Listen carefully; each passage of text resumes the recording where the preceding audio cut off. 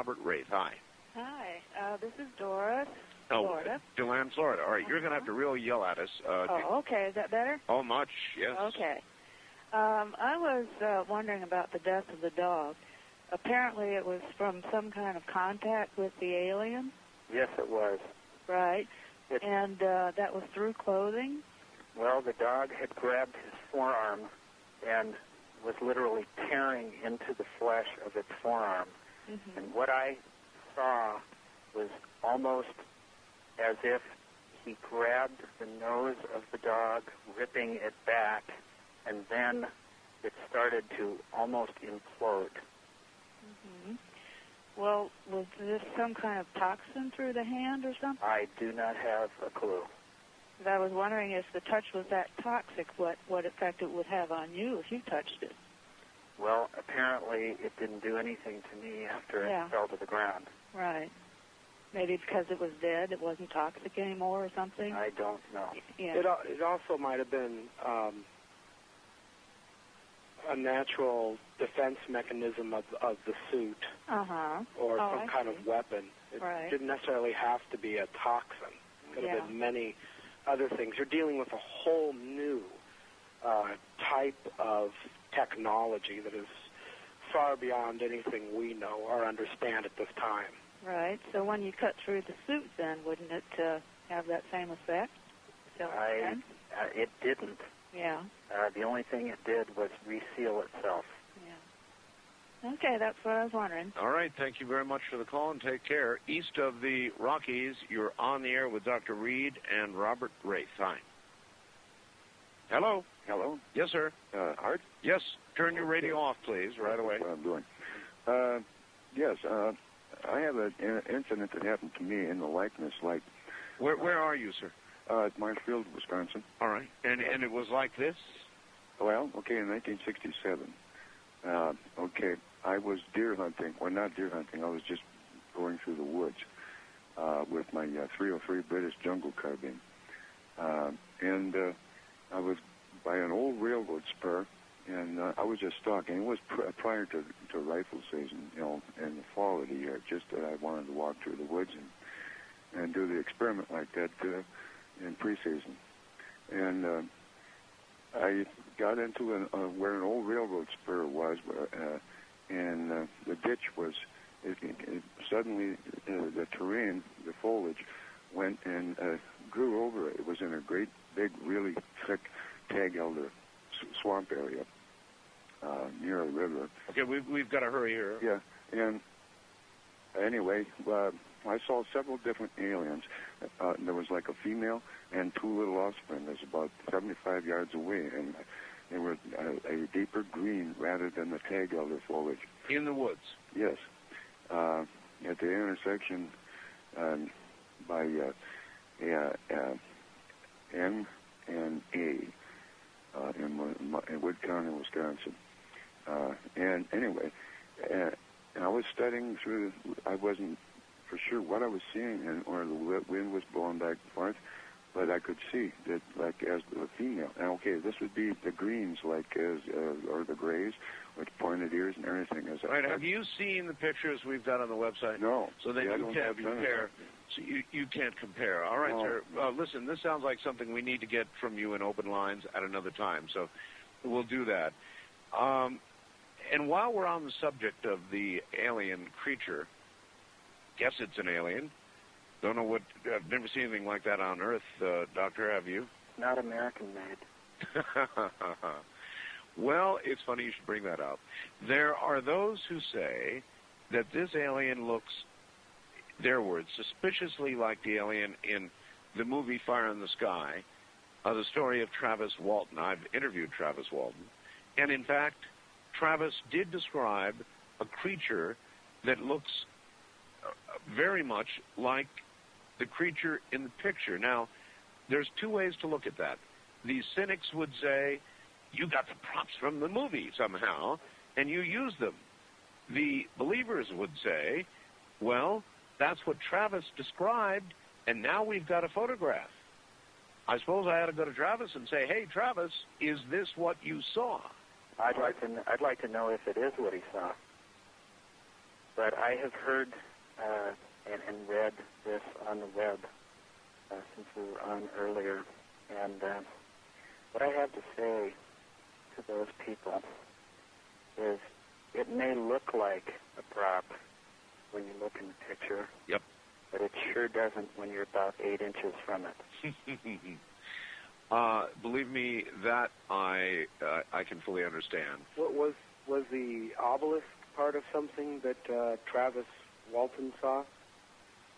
Travis Walton saw a large craft. I take it you've never seen the movie. No, I have not. Travis Walton saw a very large craft indeed, and he was foolish enough to run under it, and that was the last Travis Walton was seen for quite some time. And when he did return, I mean, there were like 5 guys involved in this incident, and they all took and passed lie detector tests twice. And so that creature described by Travis was looked very much like the one that we've got pictures of up on the web. So anyway, west of the Rockies, you're on the air with Robert Wraith and Dr. Reed. I'm Art Bell. Hi. Hey, I'd just like to say I just finally got on to listening to I can barely hear you, sir. Oh, I'm sorry about that. One of my friends just turned me on to listen to you guys, and I think you are absolutely fabulous. Well, we're different. You're different, yes, definitely different. What can we do for you? Yeah, I was just calling in regards to, you said people might not believe you that he had him in the freezer for 3 weeks, but if he did somehow regenerate himself by keeping him in the freezer, he would have slowed down his metabolism. Was it 3 weeks? No, it was a total of 10 days. Oh, I thought you said 3 weeks. No, it was 3 days from the day we brought him home until I saw it move. Yeah, and that still would have slowed down his metabolism on him being able to regenerate himself. Well, you know, we're thinking in human terms. And again, what do we know about a creature's physiology from a completely different place or time or dimension? Yeah, and if you are speaking in human terms, the human body does have the ability to regenerate itself, such as if you were to cut your finger, you can regenerate it, the cells. That's true. And by being exposed to extreme cold, yes, your body will slow down its regeneration process. That's absolutely true. Thank you. But again, that relates to us. We're thinking in human terms. It's a natural thing for us to do. Remember, we don't know physically anything about this creature at all, except how different it appears. First, I was just going to add, Art, that what we do know... Hello? Yes, hold on, caller. Thank you. What we do know is that it was human-like. It obviously was breathing our atmosphere. It had 2 eyes. It had a mouth. Yep. It had a skull very similar to a human skull, little different dimensions. And it was bleeding.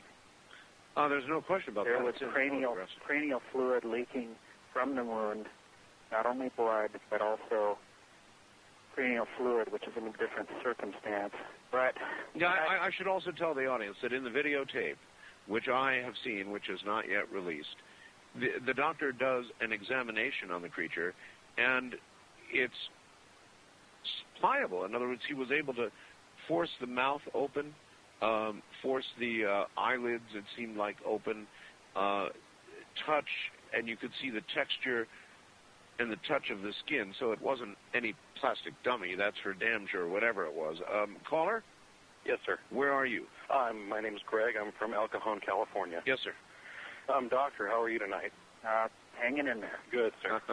I've loved listening to this story. It's intriguing.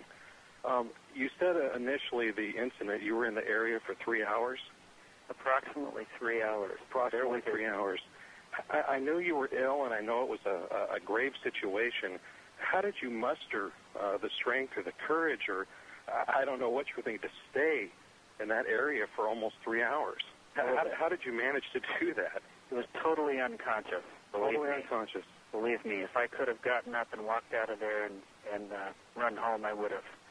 But I felt sick at one point, exhausted at another. Yes, sir. Picked myself up, started to walk away, and one thing would lead to another, and I'd actually have to sit down to regain some strength. So it was a matter of not wanting to be there, but needing, I think, to be there just to regain my own strength and will to leave. It was almost like you had lead shoes on. Oh, absolutely. Yes, well, it's an intriguing story, and you seem very credible to me. Well, thank you. All right, sir. I appreciate your call. Thank you. East of the Rockies, you're on the air with Robert Wraith and Dr. Reed. Hi. Hello. Hello. Where are you? I am in Illinois. Illinois. All right. My name is Ed. Ed, okay, we don't have a whole lot of time. Go ahead. Okay, I'll tell you. In 1985, I witnessed two aliens outside my bedroom window, and my friends didn't believe it. So, just to make a long story short, I rigged up a videotape, and I took some pictures, and I made it look like something actually took place, and they were totally impressed. So what are you saying? You faked pictures? Absolutely. Uh-huh. Well, nobody's saying things cannot be faked. It was fun, but what actually happened did happen to me. But I just... so you're saying you faked pictures to verify a story that you had not documented? It is actually documented, but I just did it as a prank just to have fun. You did it to substantiate what had happened. Yes. And they loved it. And then, of course, I told them later that it was butch wax and paper mache, and it was just fun. Well, glad you had fun. Is that what you think is being done here? I do not believe that at all. So you have you seen the photographs, by the way? No, I have not. Uh-huh. I just had fun with it, and it's an incredible story. I listen all the time, and it almost makes me, I'm shaking right now, just reliving my experience. That I understand. Thank you very much. West of the Rockies, you're on the air with Dr. Jonathan Reed and Robert Wraith. Hello. Hello, Art. Hi there. Where are you? Welcome back. Thank you very much for returning to the air. Sure.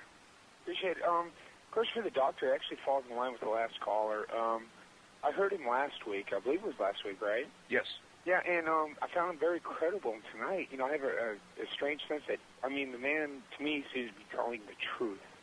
Or at least what he believes to be the truth. I was wondering if you can give him just a minute to talk to the audience. Sort of a one-on-one thing, and just, sort of bare his soul, so to speak. Tell us exactly, wow, now I'm at a loss for words. A little nervous, I apologize. That's all right. But I know I really, in my own heart, know the man's telling the truth. Thank you. And, that was also my impression. Yeah, I really do believe it. And I think that, especially like what the last caller saying is like, some people are not sure, but the man has definite honesty in his voice. And if he could just speak to the audience, directly and somehow try to convince some of the people who don't believe him, because this is nuts. This actually happens to real people, even doctors. I have something to say about that. All right. Thank you. All right. Thank you, Art. Yes, sir. Go ahead, doctor. Thank you, sir. I'm just a normal guy. I was in the right place, what I consider to be the wrong time. I didn't want this to happen. I don't want to be in the spotlight. I don't want to be doing this. But somebody, if they have this kind of experience, has a responsibility to bring this out. Because there's a lot of people out there that have seen things that are afraid. I know. Afraid to come forward. I know. And they've got possibly evidence too. And they've been told not to bring it out and not to show it. And possibly threatened, or who knows, even worse. I know what I've been through. Have you been threatened, doctor, other than followed and nearly run off the road? Have you been directly threatened? Yes, I have. You have? Yes, I have. All right. We're at the top of the hour, so everybody hold on. We'll come back. I definitely want to hear about that. Dr. Reed has been threatened. Well, as he said, we've only heard about a fifth of what actually occurred. You're listening to the account of Dr. Jonathan Reed and Robert Wraith, who documented it, and is writing a book about it. I'm Art Bell, and this is Coast to Coast AM.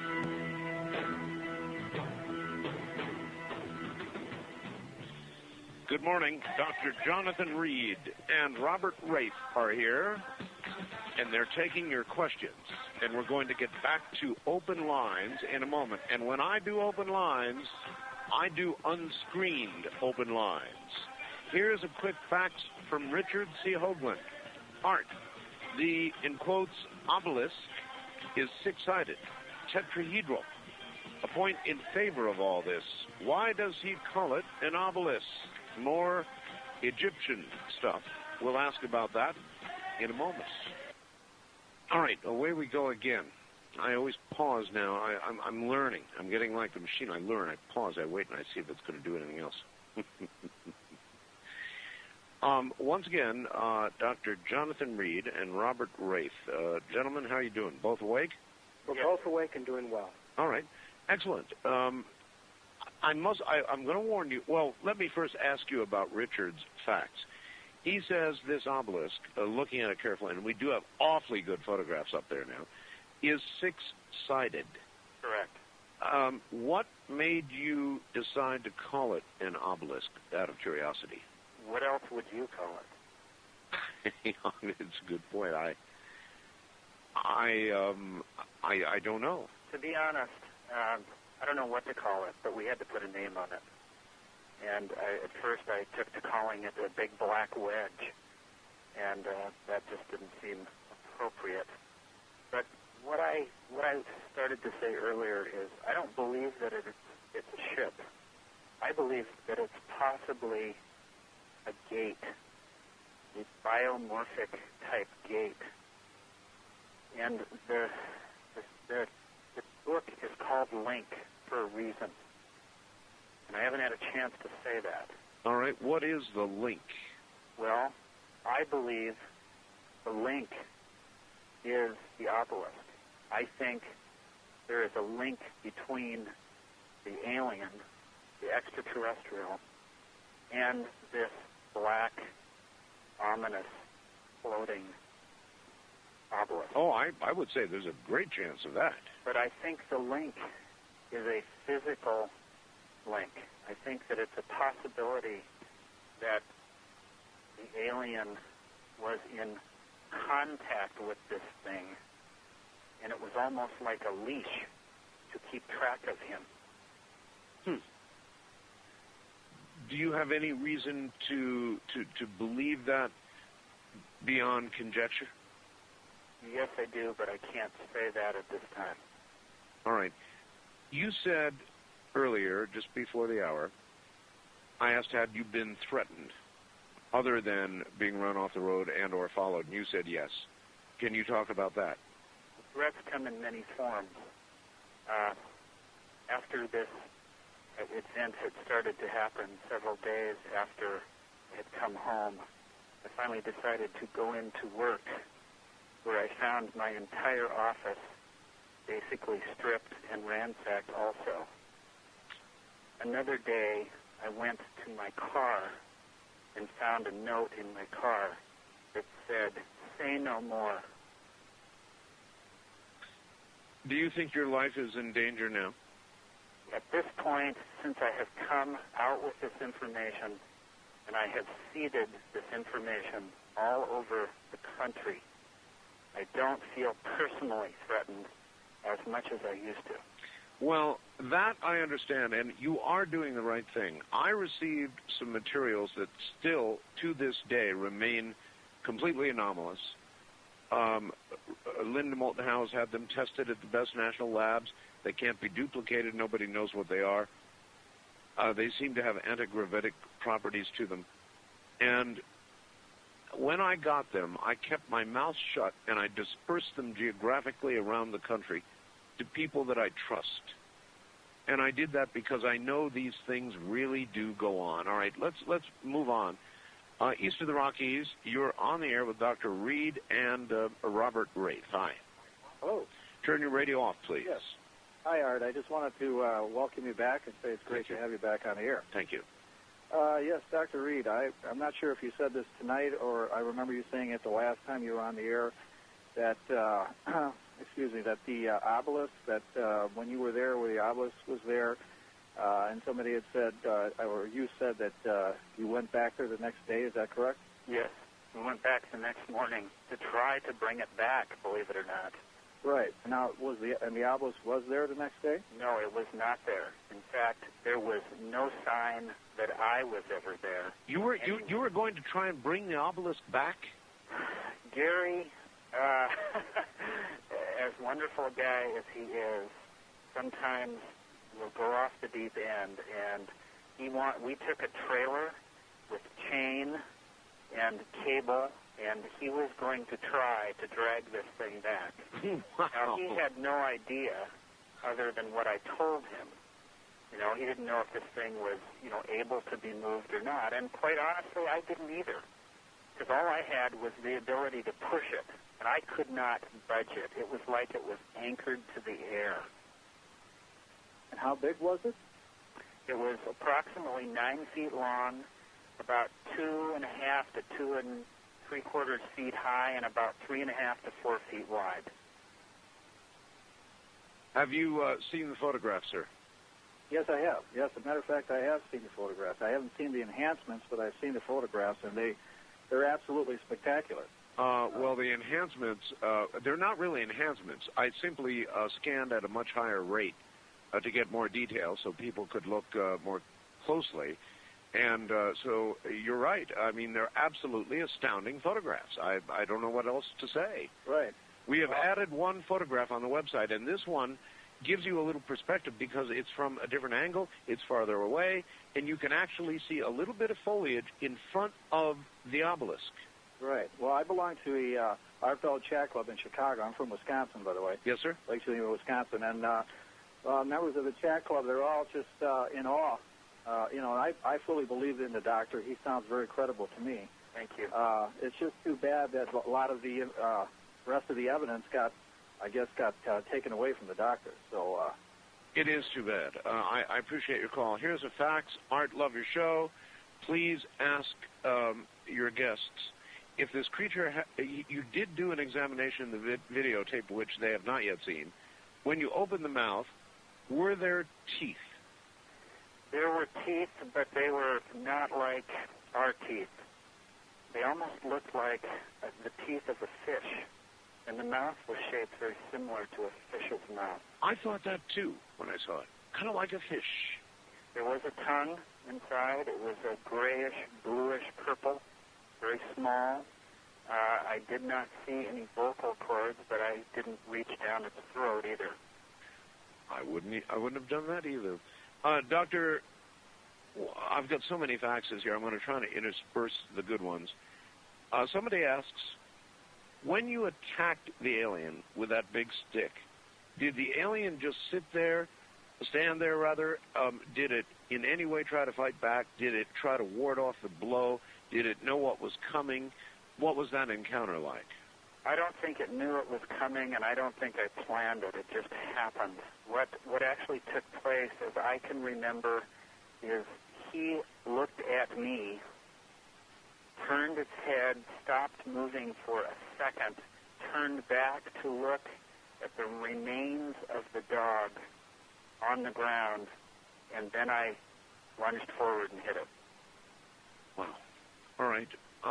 First-time caller line, you're on the air with Robert Wraith and Dr. Jonathan Reed. Hi there.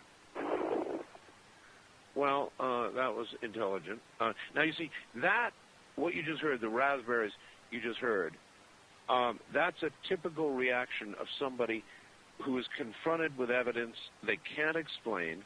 It upsets them, it scares them, it makes them mad, and they resort to ridicule. Art, I'll tell you the truth. I did that for about 3 weeks. I understand. East of the Rockies, you're on the air with Robert Wraith and Dr. Jonathan Reed. Hi. Hi. I have several questions. All right. Number one, you're going to have to speak up good and loud. Get close to that phone. Where are you? Okay. North Carolina. All right. Yes, I have several questions. The first one, when you hurt your hand when you touched the obelisk, yes, has it healed? Yes, it has. It heals quite rapidly, just very similar to any type of burn or wound. There is a little bit of a scar, but it's hardly noticeable. Okay, another question. When you were so sick, do you think a lot of it could have been the vibratory rate of this coming from this creature in this ship? Well, we really never found out what it was other than emotional stress for sure, but I believe it was contact with the obelisk. You think that made you sick? I think it made me sicker. You were clearly hyperventilating. There was no question about that. Hyperventilating so much, I'm surprised you didn't pass out. Well, I think at times I almost did, where I couldn't stand any longer. There were certain expletives deleted. Now, I actually didn't go over that point, but had I kept the tape rolling for another 30 seconds, there would have been some expletives there. Again, something you would fully expect in that kind of an encounter. West of the Rockies, you're on the air with Dr. Reed and Robert Rafe. Hello. Hi. I had a dream a long time ago about the vibration of a chupacabra or something. I was wondering if the vibration, when it was vibrating before, while it was killing the dog, if that might have made him even more ill. That's just like the question we just had. It's possible, but I really have no way to tell other than I was so emotionally upset that I was just literally unable to function. I'm surprised you can remember as many details as you can. First-time caller line, you're on the air with Robert Rafe and Dr. Reed. Hi. Hi. Where are you? I'm calling from KAOI on Maui, Hawaii. Maui, Hawaii. Oh, excellent. Welcome. Do you have a question? Yeah, I do. I missed part of the show, so I'm not really sure if maybe the question's been answered or not. When the dog was, whatever happened to the dog when this came in contact with the creature contacted him, what did you do with the dog? What did I do with the dog? Yeah, any kind of autopsy or... The dog? Oh, no, I guess... Oh, okay, we'll have to... I guess, Robert, you're very good at describing this. Why don't you tell this caller exactly what occurred? A fleshy pseudopod came from the alien and wrapped itself around the dog's head. When it retracted, part of the flesh was pulled back. The dog was bleeding. A hole appeared in the dog, and the flesh and bone and material of the animal moved like a water into a drain towards that spot, and the dog was absorbed into itself. There was nothing left to do an autopsy on. It was there was virtually sort of a, I think, didn't you say some kind of powdery substance or something? Yes, there was some kind of powder or ash that was left, a light field of it. That's very sad, actually. And the next day, Art, when we went back, there was nothing there. There was not a stick, a twig, an impression, nothing. I mean, I almost felt like the plants were replanted. It's like it never happened. Right. I wish it hadn't. When I first talked to Jonathan and he started to relate the event to me, one of the hardest points, and it took a long time to get through, and extremely emotional, was the loss of the dog. The dog to him was family. No, believe me, I understand. Here's somebody asking, Doctor, when your home was ransacked, when people were trying to run you off the road, at any point did you call the police? Did you file any reports? Well, we talked about going to the police. Gary was run off the road following somebody. He was going to go to the police. I don't think he ever did. And no, I did not. Okay. East of the Rockies, you're on the air with Dr. Reed, Jonathan Reed, and Robert Rafe. Hello? Hi, how you doing? I'm doing fine. Turn your radio off, please, and talk up good and loud for us. All right. My name is George. I'm in Louisiana. Yes, sir. And I kind of had two questions. One was based on the wrapping that you put the alien in, the mylar. could that have possibly preserved it in the freezer? And I know you discussed its human qualities, but if it were human-like, could that have helped it? I honestly don't know. A thermal blanket is very similar to a mylar piece of aluminum foil looking. Yeah, right. It's designed to stop the cold air from penetrating. It wasn't wrapped up tight and taped together. It was folded over this and wrapped, and I had two straps on it. And if you see the video, which eventually it'll be out for everyone to see, and then they'll understand, it was held together with these straps, and they were fairly loose-fitting because that's what I used to pick it up with. Okay. Other than that, I really don't know. One other really brief question. Yes. Regarding the alien, I know the clothing or the whatever the black suit was hard to get through, but to kind of put its human characteristics in perspective, did you notice anything about like sex organs or anything that would have made it more human-like? Well, I'm glad you asked that question. During the examination that we did in detail, which is detailed in the book, we went over every square inch of the body. I indicated all of the vertebrae that I could feel, all the different muscle structures that I could determine through the suit. I could not remove it. I mean, I couldn't grab it and remove it. I tried every way I could. But in feeling through the suit, as best I could feel no genitalia. So I don't know what sex it was. Okay. All right, caller. All right, thank you. Thank you, and take care. West of the Rockies, you're on the air with Robert Wraith and Dr. Jonathan Reed. Hello. Hello, Art Bell. This is quite a pleasure. I just started listening to you a couple of weeks ago, and I've been listening to this story, and I have a question that concerns the point at which you attacked the alien with the stick. And actually a club. A club. And you've described yourself as being somewhat out of control, unconscious, not in a rational state. And is there, have you ever considered the idea that perhaps you were under some sort of control and that this whole thing has been a setup, that you were, all this has been implanted for you to take the alien, and for some reason you're on some kind of a mission working for the alien or the obelisk, but not quite understanding what your part is in all of this mess? Yes, I have, and that's a very intelligent question. That has been thought about in great detail with other people that have had similar experiences.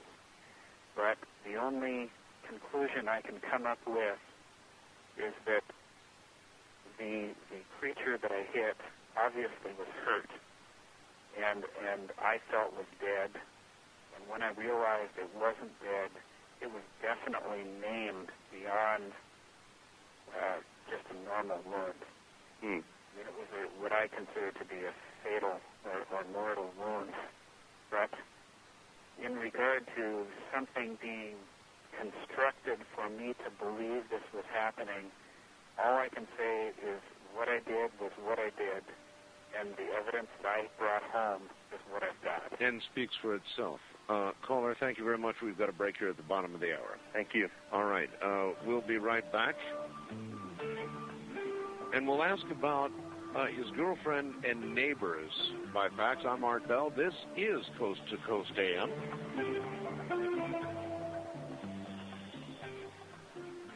This is Coast to Coast AM from the Kingdom of Nye. It is. I'm Art Bell. Dr. Reed is here. And, of course, Robert Wraith is here as well. And we'll continue to allow you to ask them questions. These are on-screen calls. I mean, whatever comes in, comes in. And so you're hearing it as it happens.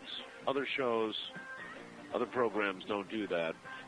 People are asking if there is a way to get a copy of this program. Yes, there is, and I'll tell you how to do it. And what I would do if I were you is I would get, since this is obviously such a very serious story, with so much documentation, which is so unusual, you can download the photographs from my website, print them out on your printer, and then if you wish a copy of the program to go with it, you can get that copy by calling 1-800-917-4278.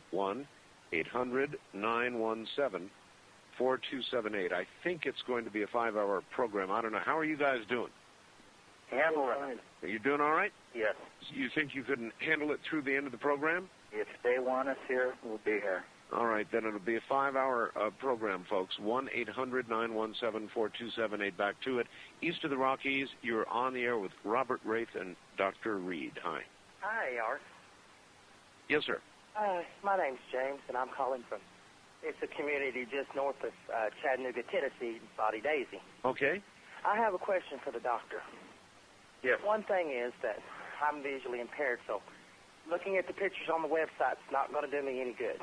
Sorry about that. But when you were examining it, the alien, yes, and you went and you said the eyelids were hard to open, were you able to get the eyelids open and see if there was any pigmentation to the eye, you know, like having a color of an iris or anything? Absolutely. What color was it? I was able to open the eyelids and look into the eye. It was a purplish, pinkish color, but if you looked very, very close, it had an iris, and it had gray, pinkish spots on the outside of it. Okay. And I have one more question about the book. When will it be coming out? That's being talked about as we speak. We're in negotiation with that now. Then I have one little short question. Will it be like on audio tape for visually impaired people if they want to read it? I would like to have that happen, yes. I would love to read it if it was. We'll see what we can do. Thank you. Thank you, gentlemen. It's been a pleasure listening to the show. Take care, my friend. West of the Rockies, you're on the air with Dr. Jonathan Reed and Robert Wraith. Hi. Yes, I've got a couple of questions. All right, where are you, sir? Oh, I'm calling from Fairbanks, Alaska. Way up north. Yes, I am. Okay. Okay, there was obviously, I haven't been able to see the photos, but I heard that there was a head wound and blood. Yes. Was there any unusual scent to it, or just the normal blood scent? Actually, it smelled like rotting fruit, as best I can describe it. Yeah. Okay, and my other question, you mentioned you had a friend that has since vanished. Yes. Did he ever give any indication that he wanted to drop out of sight, or do you think it was involuntary? I think it was a combination of both. Oh. Okay, thank you. All right, sir. Thank you very much for the call. East of the Rockies, you're on the air with Dr. Reed and Robert Wraith. Hi. Hello? Hello. Yes, sir. Turn your radio off and speak up good and loud. It's off. I can barely hear you. Yes. My name's Kevin. Kevin, we can barely hear you. Where are you? In Huntsville, Texas. Huntsville, Texas. Do you have a question? Well, I have a comment. On one of your previous shows, you had a supposed time traveler that said that the Greys thrived in cold weather. Do you think? I believe that is correct, as a matter of fact. I take your point. Thank you. I want to return to another point. Doctor, yes. I meant to ask you about your girlfriend, your parents, your family, sisters, brothers, but most of all, your girlfriend. What happened? Well, my parents are dead. I'm sorry. But my girlfriend was introduced to this very similar to the way Gary was, where I literally brought her out and showed it to her, because you can't explain this to somebody. If you've got it in front of them, they can't deny it. And I literally unwrapped it and showed her what I brought home. Well, at that point, she was freaking. Sure. and say, what have I done? What is this going to do to your career? Where is this going to leave us? You could be in real serious trouble, on and on and on and on. And this created an argument between us that was basically the end of our relationship. And so you're not in touch with her at all now? I have been in touch with her since this event, but we are no longer together. I understand. All right. First-time caller line, you're on the air with Dr. Reed and Robert Wraith. Hi. How you doing? All right, Dave. sir. This is Dave from Minnesota. Hello, Dave.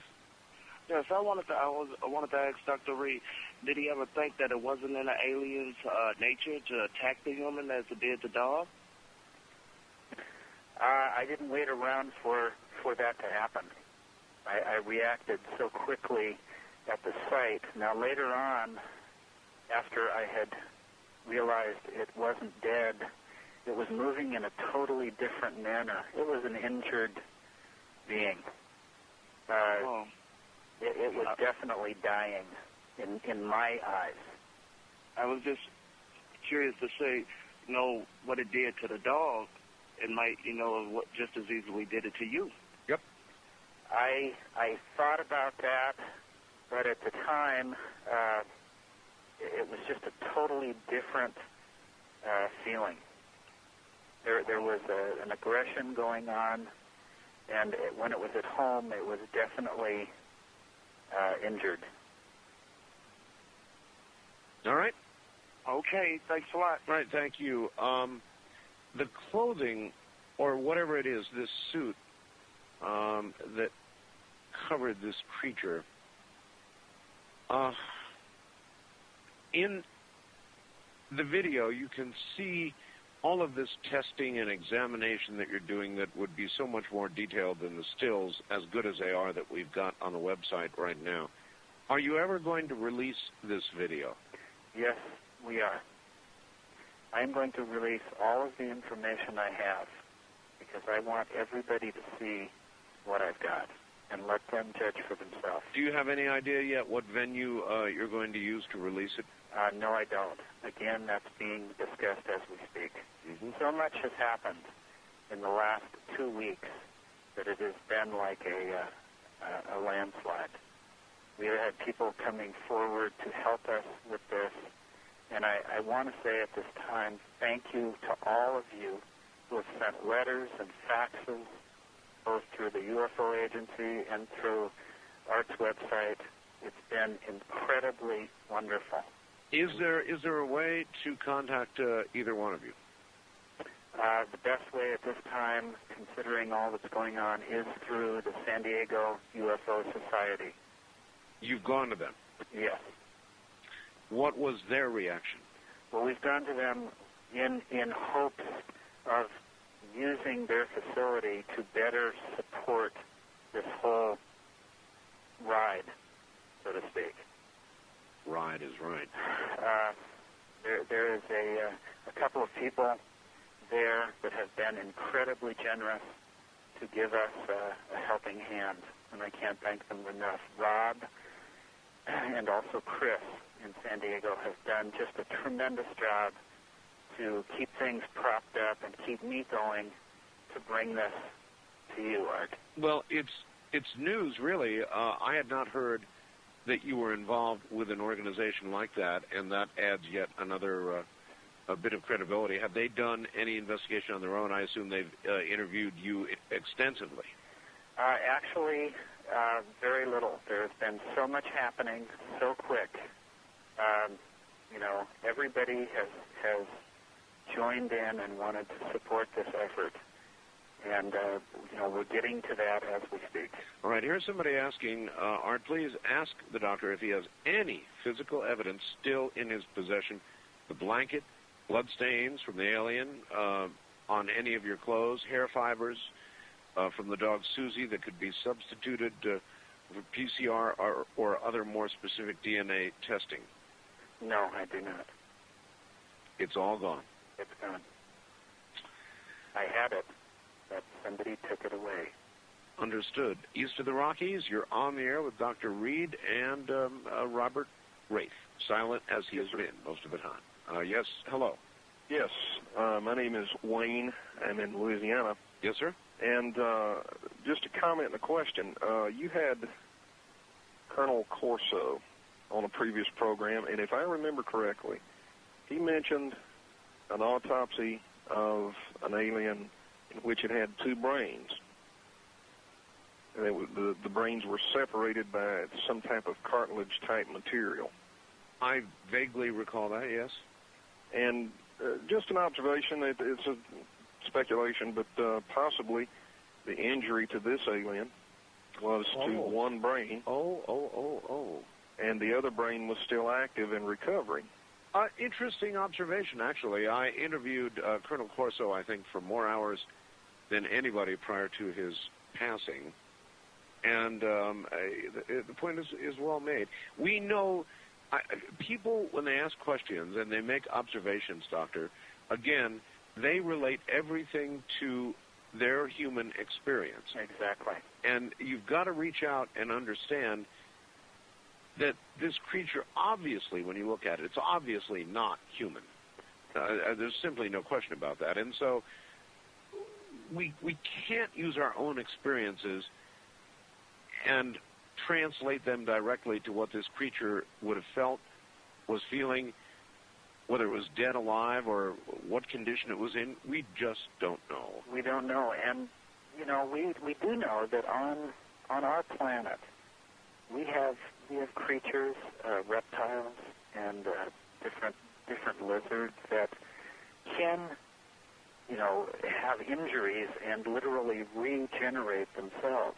I don't know if this was the case. This did not look like a reptile, but yet it may have had that type of... It vaguely did. It vaguely looked reptilian, actually, I thought. Here's somebody who says, there's got to be a lighter moment. Art, I just saw the pictures on the website, and I figured out what this is. The creature looks just like my mother-in-law. She is from Kokomo, Indiana, not Mars, but she'll kill your dog just by looking at it. It's wrinkled and mean-looking, just like her.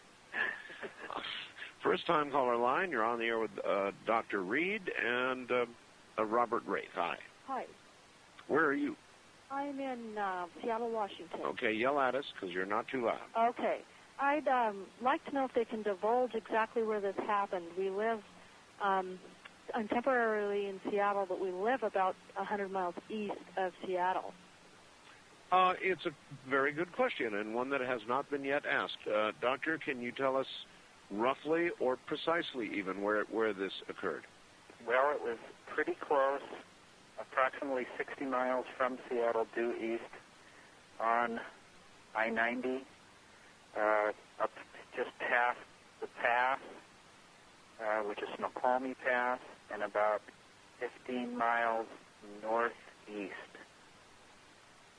So past North Bend, or? Oh, yes, past North Bend, past Salem? Yes. Oh, that's getting so close to home. Too close to home. It was too close to my home. Yeah. Excuse me? I said it was too close to my home. Okay. But you can't say where, can you? Well, that's about as close as I can get to a pretty close description. Okay. All right. Thank you. All right, and keep your doors locked up there. Yeah, I will. Okay. Okay. Bye-bye. Bye. All right, let's see. East of the Rockies, you're on the air with Dr. Jonathan Reed and Robert Wraith. Hello. Yes, calling from Milwaukee, Wisconsin. My name is Phil. Hi, Phil. Yeah, I love your show. Thank you. Yeah, I have a few questions, really quick, separate questions I can get on, I hope. Okay, I was wondering about the creature when you came up over the rise, when you first saw it with your dog. Yes. Jonathan, yeah. By the way, I commend your bravery. It's really incredible. Same with you, Robert, and Art also. Thank you. But, yeah, when you came up over the rise, was the dog on the right side or the left side? I'm just trying to, visualize it. The dog was on my right with the creature. I'm trying to figure out, yeah, I thought it was on the left side, okay, the whole time, okay. So you were looking down from the rise toward the right? Right, about 10, 12 feet. Okay. Okay, and also I was wondering if you thought or has anyone asked you about missing time at all? Yes, there again, there's a huge section about that in the book, and it's very difficult to explain. It felt like 3 hours that I spent on the site, but I'm not sure it was exactly 3 hours. My watch had stopped, and when I got back to my vehicle, time was all out of proportion. Your watch had stopped. Yes. Do you know that? Stopped at 2:55. Okay, did you delve into any hypnosis yet, or lie detector test? I've taken 2 polygraphs. You have? And I have passed them both. You have? Goodness, I have. And those results will be published, I presume, with the book? Yes, those were done by 2 independent facilities. Oh, my word. The more we ask, the more we learn, I guess. This has been in the last couple of years, or how recent, Doctor? This was done within the last year. And can you give us an idea of who sponsored them, or? I sponsored them. You did? Absolutely. I want this information out. I want people to see this. And these were done by independent... 2 different independent facilities. Any other questions, Carl? Yes, so one more question, I'm sorry. I was wondering about the last evidence you have, any videotape of the obelisk or the alien? The answer is yes. I can tell you. I've got the videotape. The answer as for like when you saw the alien in the freezer and you recorded that, yes. The noise there, was there actually video also at the same time? There was video and audio several times that I had of that. When he was screaming? Or yes, it was screaming? But unfortunately that is gone. Oh, gosh. Okay, well, thank you very much. Thank you. Okay, thank you very much for the call. And, gentlemen, hold on. We are at the top of another hour. We're going to do one more hour in many or most markets. I want to remind my audience, 3 hours of this program are now available pre-fed every night, beginning at 7 o'clock Pacific time. Program directors, take note, beginning at 7 o'clock every night, we have pre-feed. So if you can't stay up late, well, no problem. No problem if your radio station carries the pre-feeds, because you can kind of catch up on it. It's a service we began offering, about 3 weeks ago. And if you want to know more about it, inquire of your radio station to check into the pre-feeds. They're available. When sports isn't happening, we are. And by the way, if you want a copy of this program, call 1-800-917-4278.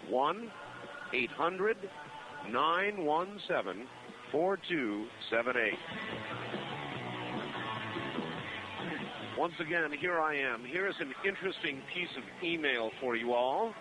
Art, I'm a senior physics major in college, and I intend to study applied physics and nanotechnology in graduate school.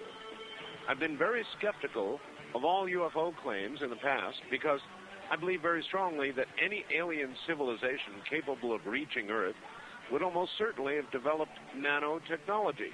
This would obviate some of the more primitive technologies that I've heard attributed to aliens, like scalpels, needles, and so forth. So I've tended to dismiss these stories, even though I do enjoy listening to the program. When I listened to the doctor from Washington, however, my ears were perked up by something that he mentioned, which is very consistent with nanotechnology. When he described the death of the dog as being dissolved and sucked into itself, I stopped immediately what I was doing and listened intently. Art, this is precisely the sort of thing that would happen if nanotechnology were used in a defensive capacity. I was later skeptical when he said that he had killed the alien and crushed its skull. A being with that nanotechnological capabilities would not be killed by a mere crushed skull. He then described his observation that the being seemed to repair itself and return to life. Exactly what you would expect from nanotechnology. Now, I don't know if this story is true or not, but it's the first alien story I've heard that is consistent with the use of nanotechnology, and that makes it very interesting to me. In a moment, my guest will be right back. Once again, everybody, the rescanned higher detail photographs are up on my website now that show you portions of the encounter you're hearing described tonight. My honest advice is, if you cannot get to see them tonight, by all means, get to a library, get to a computer, get to a friend, download them, print them out, and judge for yourself.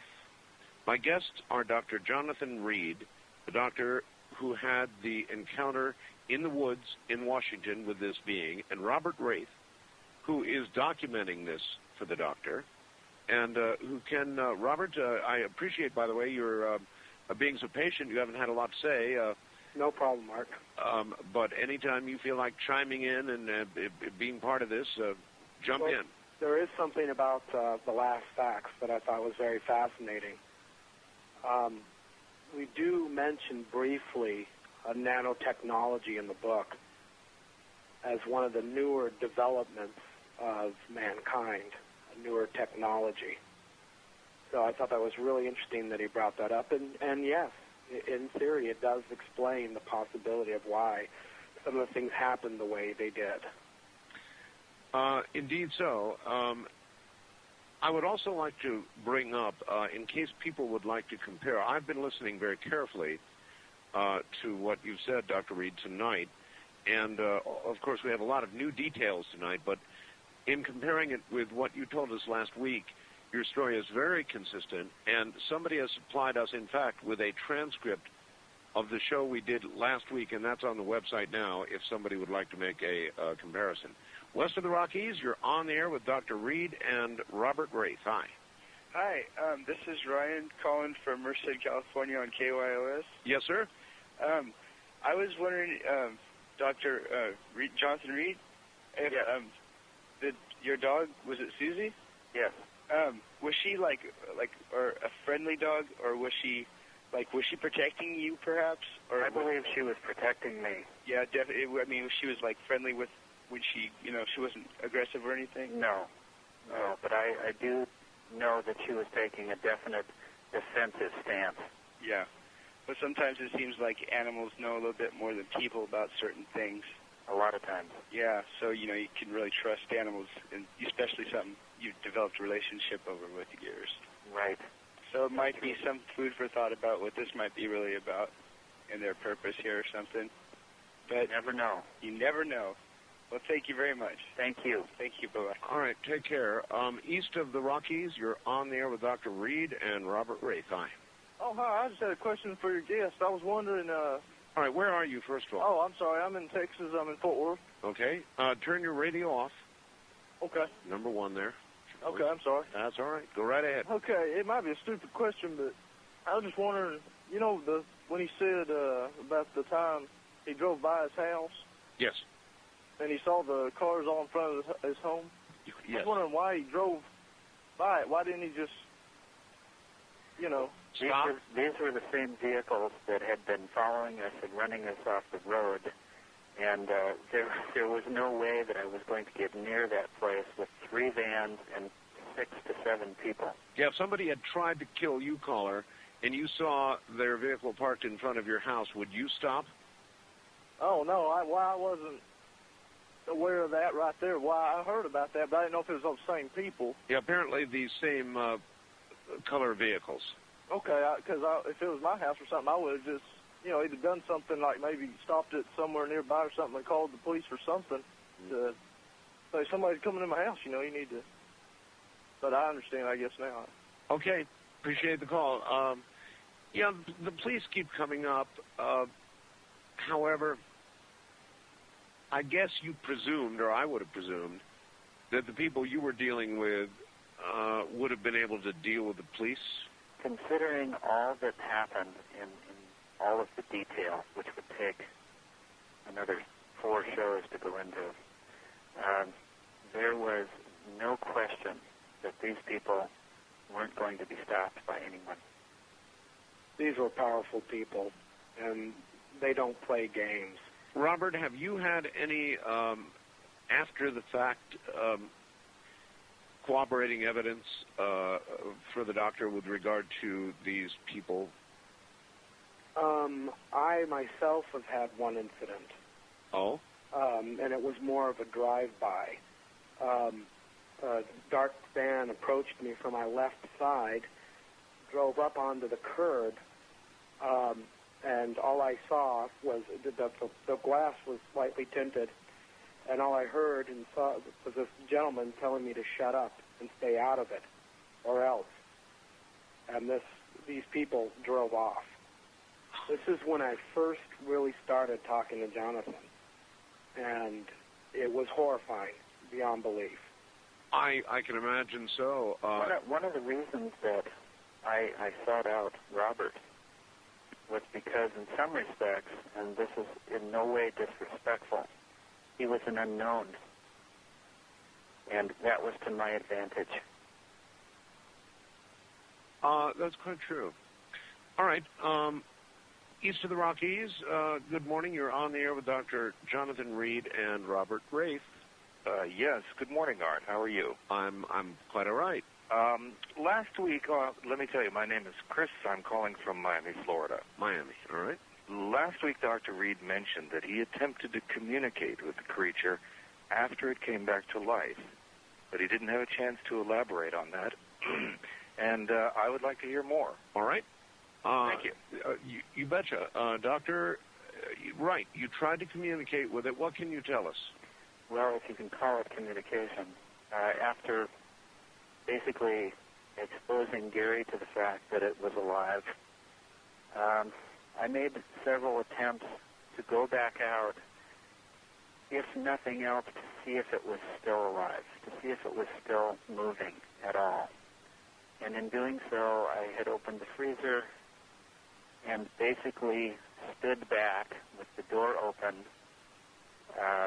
ready to run, and watched it move and actually lift its head, turn its neck, open its eyes, make kind of a gasping sound, not a scream at that time, but almost like it was in pain, dire pain.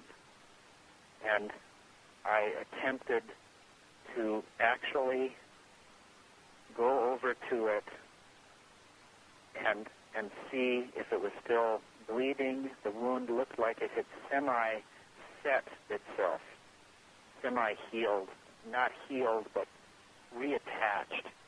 And I took that to the possibility of just the temperature freezing the actually skin skull patch back into place a little bit. But in communication, I didn't sit and talk to it. I more or less watched it move, made a videotape of that section, and tried to see what it was going to do. It moved very little. And that was the form of communication. Okay. East of the Rockies, you're on the air with Dr. Reed and Robert Rafe. Hi. Good morning, Bell. Good morning to you. Where are you, sir? I'm in Portland, Maine. You're not on the air anymore, but... No, it's very late now in Portland. Yeah. By the way, a little comment, and this is from my 13-year-old daughter. She said, say hi to the desert rat. The desert rat. Yeah, that's me, all right. Yeah. Tell her I said hi. Okay. She's now, she can't stay up this late, but she's now, through cassettes that I pass her, it enables her to get the instructions from the internet, and good. She's sharing it with her science class. Very good. And she's also seen the photos, and she says they're creepy. They are creepy. But I want to direct this towards the other guys. All right, Dr. Reed and Robert Rafe. Okay, Dr. Reed, whereas a lot of people have said, and even yourself have said, that the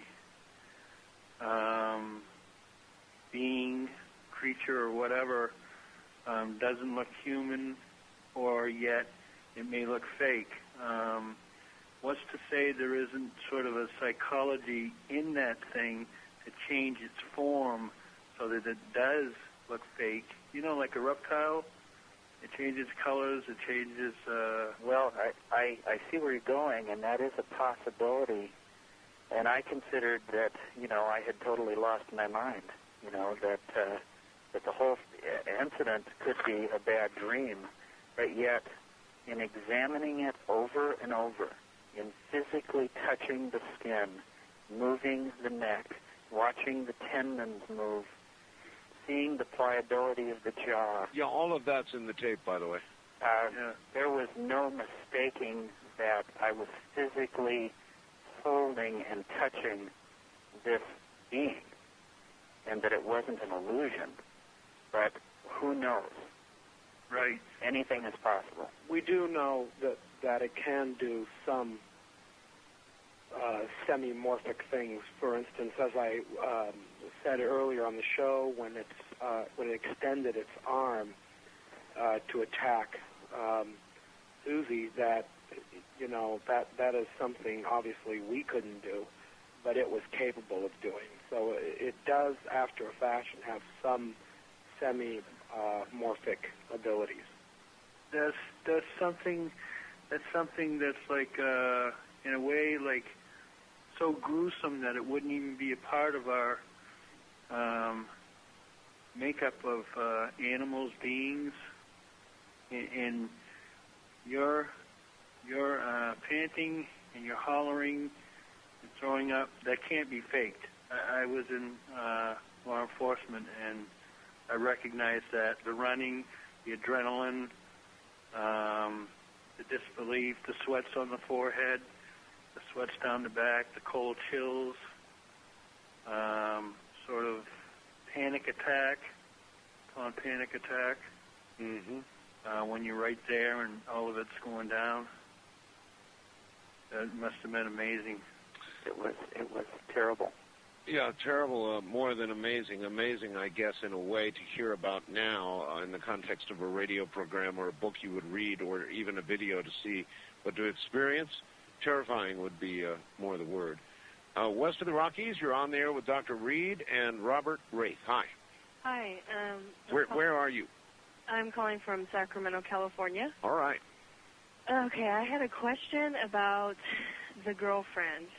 I was kind of surprised to hear that you're not in contact with her and that she kind of just dropped out of the picture after witnessing something like this. I mean, well, actually, I think he did say he had some contact with her since, but right. they're not together as in boyfriend, girlfriend anymore. Is okay. that correct? But, well, my concern was if you thought possibly she could have been someone who may have contacted the people who eventually took the, I guess, creature away from you. That was a possibility. Really? Yes. Oh. Oh, yeah. Because, I mean, when you said that, I thought, how could you just walk away from that situation and sit on it? I would have to tell somebody if it were me. You know? Believe me, I didn't walk away and just sit on it. I did everything I could. Oh, no, I'm talking about the girlfriend. Right. But I mean, with her, this was a long-term relationship. In fact, we had been very seriously talking about being married. Mm-hmm. But this was kind of like the last straw. And she didn't want to have anything to do with it. She was afraid of what was going on because I did keep in contact with her during this 10-day period. And, she was being followed. Her family was being followed. It was a nightmare. Oh, how scary. Well, okay. Well, I was just curious. So you are still in contact with her? Yes, I have been in contact with her, but due to circumstances, it's not a continuing relationship. Okay. All right. All right. Thank you very much. Thank you for the call, and take care. East of the Rockies, you're on the air with Dr. Reed and Robert Wraith. Hi. Hello. Going once, going twice. Gone. First-time caller line. That is when I punch the right button. First-time caller line, you're on the air. Good morning. Am I punching the right buttons? Maybe not. Let me get this straight here. All right. East of the Rockies, you're on the air with Dr. Reed and Robert Wraith. Hello. Yeah, hey, it's John in Akron, Ohio. Yes, sir. Hey, anyway, I kind of missed some of this, but Doctor, what field of medicine are you involved in? Actually, it's psychology. I was a counselor, research counselor. Oh, okay. And then your friend, Mr. Reed, is it? Wraith. Okay. And then, is he just your friend? I mean, he's a freelance writer. Okay. And then, so, Art, because I just mean, I missed some of this, so. But you guys both witnessed the creature here? No, just myself. Just yourself. The photographs of the creature and what's called the obelisk are on the website, sir, if you have a computer. Okay. And are the, what you're saying then is the full transcript of this episode? Is that all on your... The transcript of the previous program, which would be sufficient to introduce you to the facts, is also on the website. Oh, excellent. So you need to get to a computer. All right. Thanks a lot, Art. All right. Thank you. It's all at www.artbell.com, and you'll see it all listed there. West of the Rockies, hello there. You're on the air with Dr. Reed and Robert Wraith. Hi, this is Ed in Kenai, Alaska. Kenai, Alaska, and moving in a truck, I'd say. Well, actually, I'm delivering a newspaper route in a car in the snow. It's snowing like crazy up here. We didn't even get to see the meteor shower because of all the snow up here. But I was wondering if they ever considered any retaliation from the alien beings because,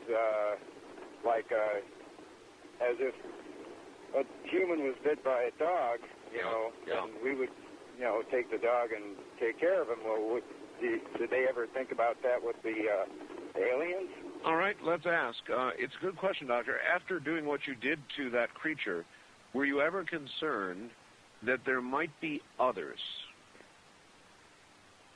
It probably quickly passed through my mind, but I only had one to worry about. Yeah, well, that's all anybody needs. To be quite honest, the enemy didn't look like it was what I was in my freezer. The enemy looked like somebody in blue vans. Yeah, and we'll talk about that in a moment, too. The connection between those who we vote for and say they lead us and those like the ones that, or the one that Dr. Reed met up with in the woods in Washington. Okay, once again, to get a copy of this program, if you didn't hear it all, this is the comprehensive program tonight. Call 1-800-917-4278. That's 1-800-917-4278. Don't touch that dial. The information you're hearing tonight, or any night for that matter, is presented for your consideration. And I understand that many of you feel violently one way or the other about it. That's understandable. It's very controversial material. But this is the place where you can hear it. I don't know where else you can. I'm Art Bell, and it's called Coast to Coast AM. Glad to have you along, reminding you that we now do 3 hours of pre-feed prior to the show, beginning at 7 o'clock Pacific time, because so much of the audience, obviously, drifts off to sleep.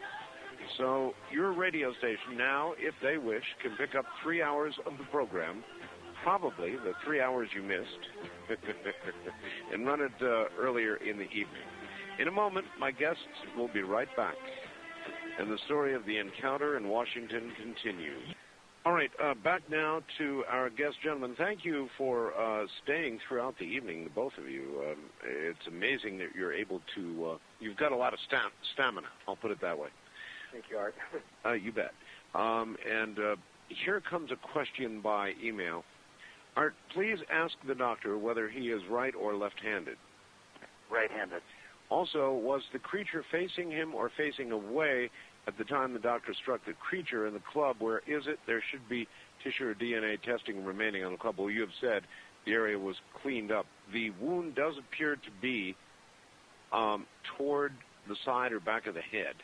Yes. So I guess you came at him with your right hand and the club connected with sort of the side or back of his... Well, being right-handed, I swung from right to left, and the wound was inflicted on the back right side. Oh, all right. Or actually, excuse me, the back left side. The back... Because he was facing me. Well, correct. From the creature's point of view, back left side, that'd be correct. First-time caller line, you're on the air with Dr. Reed and Robert Wraith. Hello. Hello? Hi there. This is Bud from Nashville, Tennessee, WWTN 99.7. The monster in Nashville. The monster. Yes, sir. Listen, I had an observation. I think the doctor said earlier when he touched the obelisk on top that it was like dry ice. Yes. Could that have something to do with the regeneration process? I don't know. All I know is rejuvenated in the freezer. Well, when I touched it, it burned my hand. Uh-huh.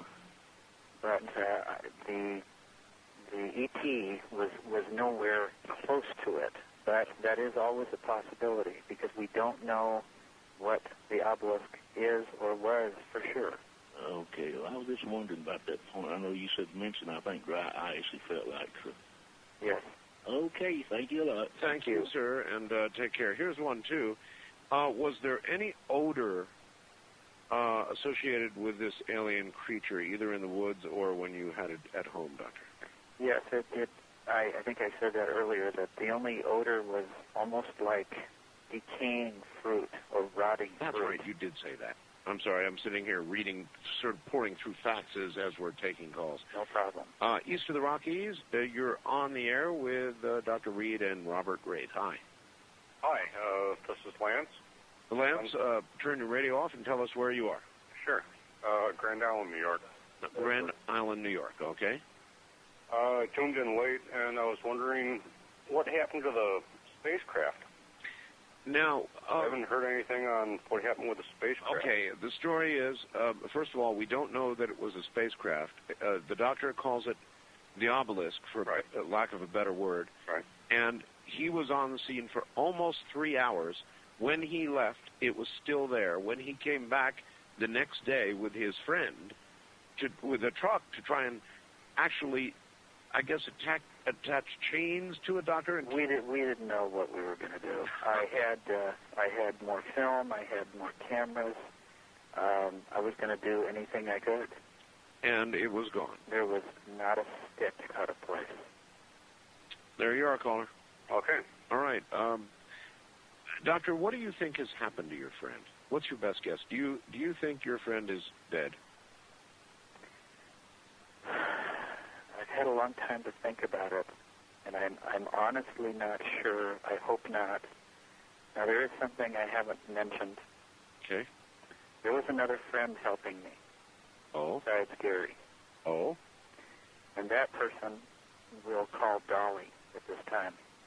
It was an older woman who I had known for some time. And she had actually taken some photographs from me in a package of evidence and held for me. And about 2 months after I went into hiding, I contacted her by phone and made arrangements to go see her. She was a very dear friend. When I got to her house, I found her dead on the floor. And I called the police. They came. They said she died of natural causes. Boy. There was no sign of the package that she was holding for me.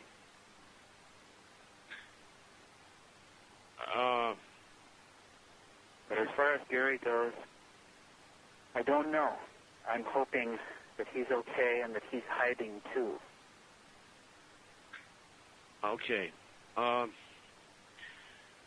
I don't know how you're doing this. You quit your profession that day. Somebody asks, how have you obtained an income since then? How are you surviving? I haven't obtained an income since then. I've been surviving by the skin of my teeth. I've had help from friends. I was a little bit resourceful. I had a feeling the possibility may come to where I would have to get away for a while. Mm-hmm. And quite honestly, I didn't think it would be this long.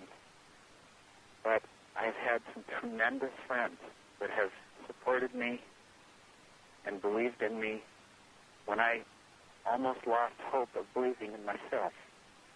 And these people are the people that have encouraged me to come forward and to do this. I didn't do it on my own. It could not have been easy. You would have to know the ridicule from some quarters that you would face in coming forward with a story like this. I've gotten it from all sides. I'm sure you have. But my plan for all of this is nothing but to let the people decide for themselves. When, this is a hard question, Doctor, but I'm going to ask it. When you opened the freezer, when the creature screamed, when you slammed the freezer door shut,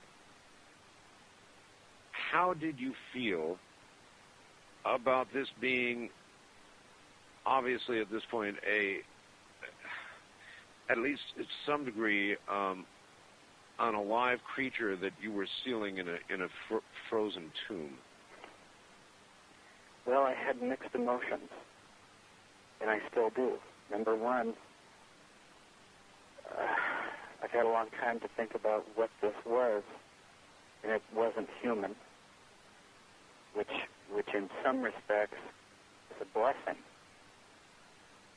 It was intelligent, but it wasn't human, so therefore I did not name or kill the human. So therefore, I'm not in trouble in that respect. Perhaps not in a legal sense. Right. But in a moral sense. I'm sure you've considered the fact that it was a sentient being of some sort. Exactly. I think the trouble I have most is feeling that I named this animal. Mm-hmm. If I was in the woods and I was a hunter and I would halfway injure something, I would feel that it was morally right to go back and put it out of its misery. I was left with that dilemma. When I opened the freezer and it moved, in some ways I was excited to know that it wasn't dead. But then I was left with, now what? Yeah, now what? I do understand.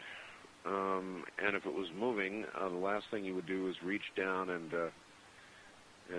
grab it, particularly with what had happened to your dog. All right, east of the Rockies, you're on the air with Dr. Reed and Robert Wraith. Good morning. Good morning, guys. This is Dave in Illinois. Hello. Hi. Was there ever any video or photographic evidence of the damage to the house, and do you still own the house, Doctor? No, I was renting the house. And no, there was no visual evidence. I was not going to stay around long enough to take pictures. Okay, I understand that. And you said when you first encountered the creature, it gave you a look of, like, death or something? Did you ever make eye contact with it again, and what sense did you get from it then? Your words were, it was a look that could kill, or what did you say, Doctor? It was angry. It was an angry look. It was a that's the best way I can explain it. It was a look of anger, of like hate. I don't know if it was pointed or directed at me directly, or if it was the circumstances of what the dog was doing. Again, it happened in a matter of seconds. Later on, when the freezer was opened, there was a look of almost pain, almost like it was in pain and saying, I don't know, just it was in pain. Did you have the feeling that it was trying to get you to help it or anything? Boy, that would be real speculation. No, I can't say that I did. Okay, and did it ever make any attempt to get out of the freezer? Yes, it did. Wow. Yeah. Wouldn't it die? In fact, it made an attempt to get out of the freezer, sit down at the bottom of the freezer for about 15, 16 minutes, and then crawl back up inside. Whoa. God. Amazing. And you do sound very credible, Doctor, and I thank you for coming forward with the story. Thank you very much. Thanks for the call. Somebody asks here, what organizations do you imagine or think or might even know were threatening you? Do you have any idea? No, I have no idea, other than the typical MIB statement. Mm-hmm. But these were human beings. In suits, those kinds of people, dark suits? I encountered several different attires, suits, casual clothes, jumpsuit like a moving person would wear. I don't think there was any one particular outfit, you know. Both of you, I've asked this before, but just for the record, Robert, you contacted me, of course, with those intriguing faxes you sent me. Right. Why did you choose me? Why did you choose my show to break this story? First off, listening to you for as long as I have, I felt, and Jonathan felt, we could trust you. And you've definitely proven that point. You've handled what we've given you with class and elegance. You've kept it close to your pocket. You've only released what we said was okay to release, and that we certainly appreciate. Also, you're the only one that has a forum like this to release this kind of information and give people a chance to speak out on issues like this. You had Linda Moulton-Howe on earlier, yes, and you were releasing information then no one else had talked about. And that is one of the major reasons we chose you, not only just for you, but just your audience and how you run things. There's another issue, too. Oh? And that issue is you and I have personally talked about some very private matters. And I believe your sincerity. And this is all about trust. And that's why I wanted you to do this. I appreciate that. Thank you. East of the Rockies, you're on the air with Dr. Reed and Robert Wraith. Good morning. Hello there. Going once, going twice. Gone. West of the Rockies, you're on the air with Dr. Reed and Robert Wraith. Good morning. Hi. I want to know who developed the film and what was their reaction. Oh, that's a good question. You're very weak. Where are you, ma'am? I'm calling from Boise, Idaho. Boise. All right. She wants to know who developed the film and what else? What was the reaction of the people who developed it? That's a good question. Doctor? The film was developed by an independent film laboratory like you'd see down any street in any town. And actually, the person who developed it never said a thing until I went and talked with them, because these pictures come out of a machine, and they are cut and dumped into a rack, almost into a bag, and they never saw a thing. Yeah, you know, that's right. I've seen it done many times now that you mention it, and the back of the photographs, I can tell my audience, is just standard stamped Kodak processing. A Kodak processing machine, I would assume. First-time caller line, you're on the air with Dr. Jonathan Reed and Robert Wraith. Hello. Hi, this is Alan. I'm in Pennsylvania. Yes, sir? I was wondering if you got any pictures of the vans or any of the vehicles that might have been following us. Ah, that's a very good question, Doctor. We did get a picture of one of the vans, but it was pretty much a side shot, and it was pretty blurred at the time. But it was pretty insignificant. A lot of the photographs that were taken did not come out as well, obviously, as the ones you sent me. I presume you sent me the cream of the crop. Actually, I probably have 25 or 30 photographs that are all equally as clear. Really? Wow. Lots of material for that book. East of the Rockies, you're on the air with Dr. Jonathan Reed and Robert Wraith. Hello. Hi, I'm Melissa, calling from St. Louis. Melissa, yell at me. Hi, I'm calling from St. Louis, 550. And I have a question regarding to the camera he used, because I know you said that some of the people have been saying the camera's too still, the shots are too clear for, someone who's shaking and stuff like that. I do photography, and my question is, do you have an automatic or a manual camera?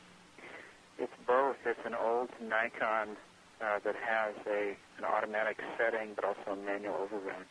Okay, and did you use that manual override when you Yes, I did, because we... Okay, and do you remember the shutter speed you had used?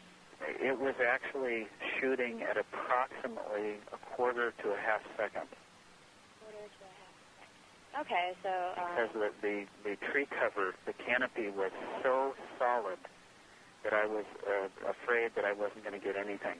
Enough light, okay. Yeah, that's obvious in the photographs, actually. And not only that, not only was there a very thick canopy, but if you look behind the canopy, particularly in the enhanced photographs I've got up there now, you can clearly see it was a dark gray day, typical of that part of the country.